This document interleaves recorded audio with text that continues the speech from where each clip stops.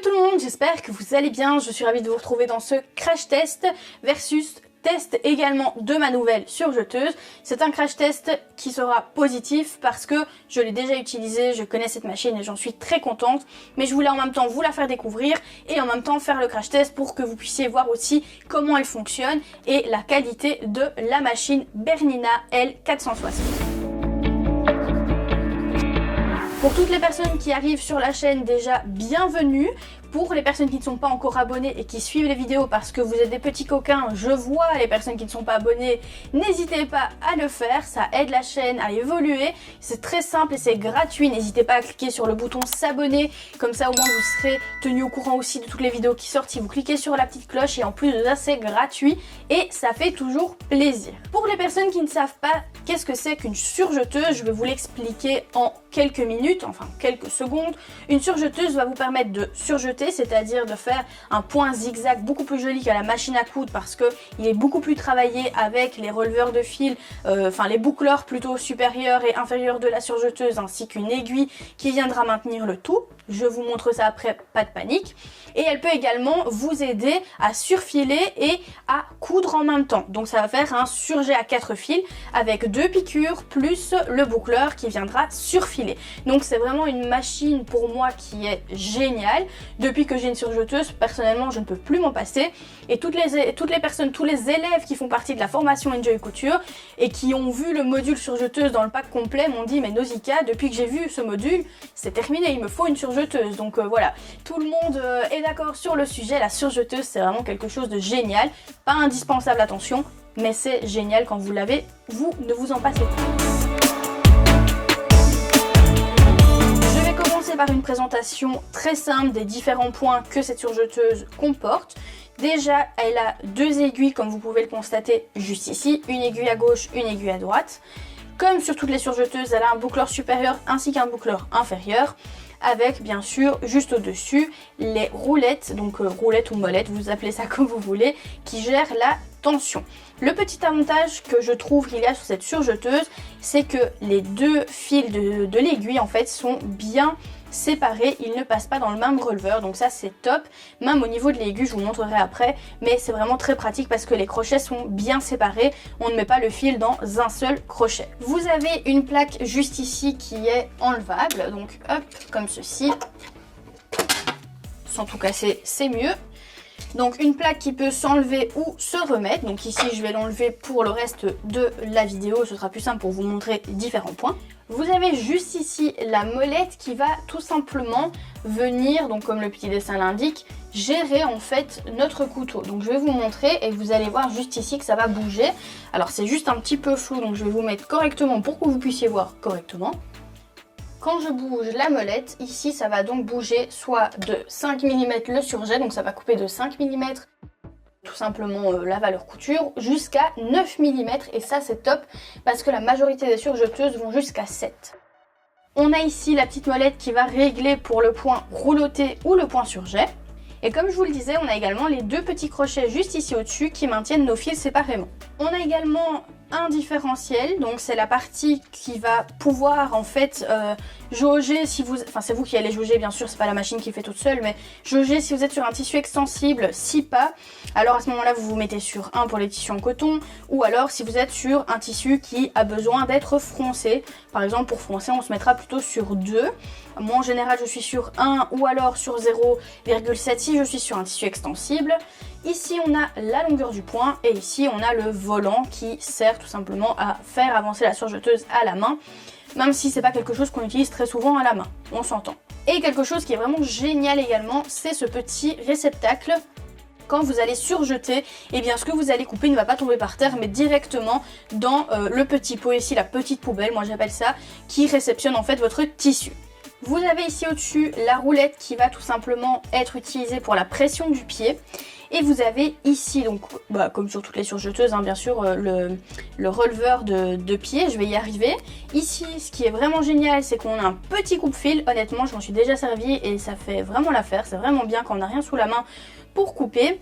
Et ensuite, quand on ouvre le capot, je vais dire, enfin c'est pas vraiment le capot, mais le côté de la surjeteuse, c'est déjà très bien parce qu'on y a accès de façon très simple, ça s'ouvre très facilement. Et ici, on a tout simplement une petite molette qui va pouvoir gérer le couteau. Donc si on enlève le couteau ou si on laisse le couteau.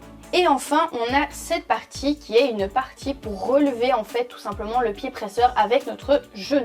La surjeteuse L460 est une machine très complète, donc une surjeteuse très complète. Alors il y a plus de 48 points, je vais vous montrer, hein, il y a plus de 48 points que je pourrais vous présenter. Honnêtement, je pense que vous n'avez pas très envie de connaître tous les petits coins et recoins de la surjeteuse. Ce qui vous intéresse, c'est de savoir comment elle fonctionne, si elle fonctionne bien en tout cas. Et déjà avoir mon avis aussi dessus peut-être, ça peut peut-être vous intéresser vu que j'ai quand même déjà utilisé un petit peu, un peu beaucoup même. Donc je peux vous donner un avis assez concret. Alors ce que je voulais vous dire aussi, c'est important, c'est que vous recevez un fascicule comme ceci, qui est vraiment un fascicule très complet. Je vais vous montrer par exemple la page de l'enfilage. J'étais vraiment très étonnée quand je l'ai vue parce que je la trouvais vraiment très compréhensible. Je sais qu'il y a des personnes qui ont du mal avec l'enfilage. Exemple, voilà la page de l'enfilage pour le surjet 4 fils. Donc on voit déjà vraiment bien toutes les couleurs, tout est bien dessiné en grand. Et en fait vous avez ça donc pour le 4 fils par exemple. Vous avez ça aussi pour le surjet à 3 fils avec simplement les 2 aiguilles ou alors avec une seule aiguille. Et enfin vous avez, tac, en fait vous avez carrément tous les enfilages nécessaires aux différentes coutures. Alors si vous ne voulez pas aller par exemple dans le grand manuel comme ceci, vous avez aussi en plus un petit fascicule récapitulatif entre guillemets je vais dire sur 4 pages, ça tient sur une feuille A4 comme ceci, hop, et là vous avez tous les points que la surjeteuse peut faire avec également tous les réglages en fonction de l'aiguille, si c'est l'aiguille de droite, l'aiguille de gauche, si c'est le releveur de fil, je vais me rapprocher un petit peu, vous verrez peut-être un peu mieux, voilà, avec le releveur de fil supérieur, le releveur de fil inférieur, s'il faut activer ou non le couteau. Elle est hyper complète, donc je vais essayer que cette vidéo soit pas trop longue au niveau des tests, mais qu'en même temps elle vous donne, je vais pas dire envie de l'acheter, c'est pas vraiment le but, mais c'est vraiment avoir cette envie peut-être d'acheter une autre surjeteuse, mais au moins d'apprendre à connaître et savoir ce que cette surjeteuse fait. Je voudrais quand même vous montrer aussi quelque chose qui pour moi n'est plus vraiment négligeable entre guillemets, dans le sens où c'est peut-être bête, mais je trouve que c'est incroyable, c'est ce pied. Le pied, la pédale en fait, la pédale de la surjeteuse, déjà elle est très qualitative je trouve, et en plus de ça derrière il y a un rangement de fil, c'est peut-être bête pour certaines personnes mais qui est juste génial, parce que toujours enrouler notre fil autour de la pédale à un moment, enfin c'est pas que c'est pas beau mais voilà, c'est beaucoup plus rangé comme ça que quand on enroule le fil autour. Je vais commencer avec un surjet plus couture, donc c'est-à-dire on est sur 4 fils sur un jersey.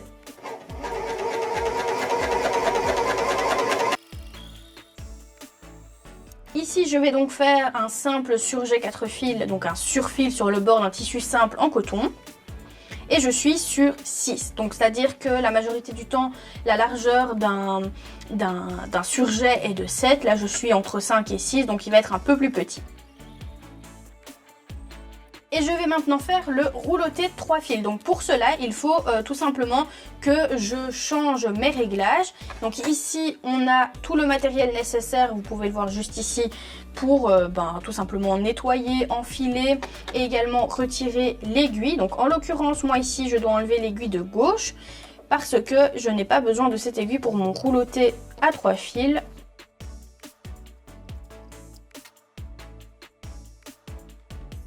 Je me mets également en position roulottée, juste ici.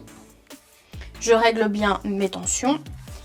Je prends donc ma petite fiche que vous avez vue tout à l'heure. Donc pour la couture roulée à 3 fils, tension 4. Tension 4, ça c'est bon. 4,5, on se met en position roulottée. Ici, on se met en largeur sur 7.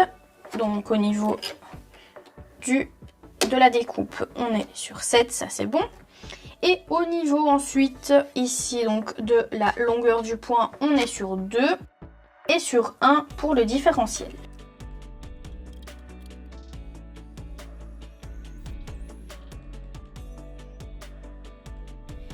Donc voilà, je vais vous mettre juste ici les différentes photos tout simplement des résultats parce que en faisant blanc sur beige, forcément en vidéo vous n'allez pas voir grand chose, mais en photo on voit bien le résultat. Donc vous verrez juste à l'instant, voilà, les photos s'affichent avec le rouloté, les surjets 4 fils, les surjets sur le jersey, comme ça vous avez vraiment toute la panoplie pour voir correctement à quoi ressemble le surjet.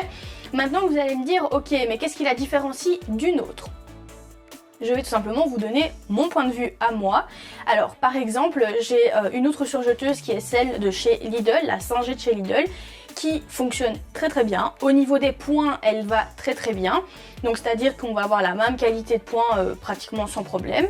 Et c'est juste que celle-ci, comme elle est plus robuste, elle va passer un petit peu plus d'épaisseur que celle du Lidl. Celle-ci, comme vous avez pu l'entendre, elle fait pas beaucoup de bruit, pratiquement pas de bruit, juste le bruit tout simplement du pied qui fait avancer le tissu. Mais elle est relativement silencieuse. En plus de ça, vous avez également une très grande partie pour surjeter. Donc par exemple, quand vous faites une robe, eh bien la robe ne pend pas de votre table. Vous avez la possibilité de la déposer sur le grand support. Et en plus de ça, vous avez aussi la possibilité de lever le pied presseur avec votre genou, avec la partie qu'on voit juste ici derrière moi. Bien entendu, cette surjeteuse également, elle est accompagnée, j'ai oublié de vous le montrer en début de vidéo, mais d'une petite boîte comme ceci où tout est très bien mis dedans. C'est vraiment une boîte de qualité. Alors vous allez me dire oui mais bon, tu payes juste une boîte de qualité pour le prix de la surjeteuse, voilà. Je vous dirai le prix juste après, vous ne vous inquiétez pas. Mais je trouve que c'est un petit plus, ça fait vraiment... je sers bien l'acheteur quoi, je sers bien le client, il a vraiment de la qualité pour le prix qu'il donne. Concernant le prix, elle est au prix de plus de 900 €. C'est quand même un budget, alors attention, cette surjeteuse je vais la garder une vie, ça c'est clair, mais voilà, c'est un budget, comme quand j'ai acheté ma Juki, pareil, j'avais déboursé à peu près 1700 ou 1800 €, je crois que c'était 1700 €, mais c'est au final un investissement pour toute une vie, genre dans 2 ans, 3 ans, je vais pas la jeter quoi, j'y suis encore pendant 10, 15, 20, 30 ans sur la même machine, alors forcément, c'est vrai que le temps avance, donc l'électronique évolue, etc., mais bon, elles sont déjà vachement à la pointe, enfin je monte par là parce que ma machine à coudre est là, elles sont déjà très à la pointe. La surjeteuse ça va être pareil, je vais la garder très longtemps, donc c'est un investissement sur le long terme. Alors je sais pertinemment que tout le monde ne peut pas avoir, ne peut pas se payer une surjeteuse à ce prix là, et il n'y a aucun problème avec ça. Il y a des surjeteuses qui font 400 € qui fonctionnent aussi bien que celle-ci. Voilà pour mon avis au niveau des points négatifs, je suis désolée mais je n'en ai pas. Donc pour ceux qui pensaient que j'allais pouvoir trouver un point négatif, je n'en ai pas trouvé. Peut-être le seul point, je veux dire négatif, que je pourrais trouver, c'est peut-être juste le prix. Mais encore, ça dépend d'une personne à l'autre. Donc voilà, au niveau des points négatifs, j'en ai pas. La surjeteuse est vraiment géniale, je crois que vous l'avez compris. Je l'aime vraiment beaucoup et elle fonctionne vraiment très très bien. Je vous la recommande vivement si vous cherchez une surjeteuse dans ce budget-là. Voilà, j'espère que ce genre de vidéo vous a plu. Dites-moi dans les commentaires quelle surjeteuse vous utilisez, si vous en utilisez une ou pas, et si cette vidéo vous a donné envie d'en acquérir une. N'hésitez pas aussi à laisser un petit pouce vers le haut, ça fait toujours plaisir. Au moins ça me permet de voir si vous avez aimé la vidéo. Et pour toutes les personnes qui ne sont pas encore abonnées, n'hésitez pas à le faire, c'est totalement gratuit. Il vous suffit de cliquer sur s'abonner et de cliquer sur la petite cloche, comme ça vous êtes tenu au courant de toutes les vidéos qui sortent chaque semaine. Moi je vous fais plein de gros bisous et je vous retrouve la semaine prochaine.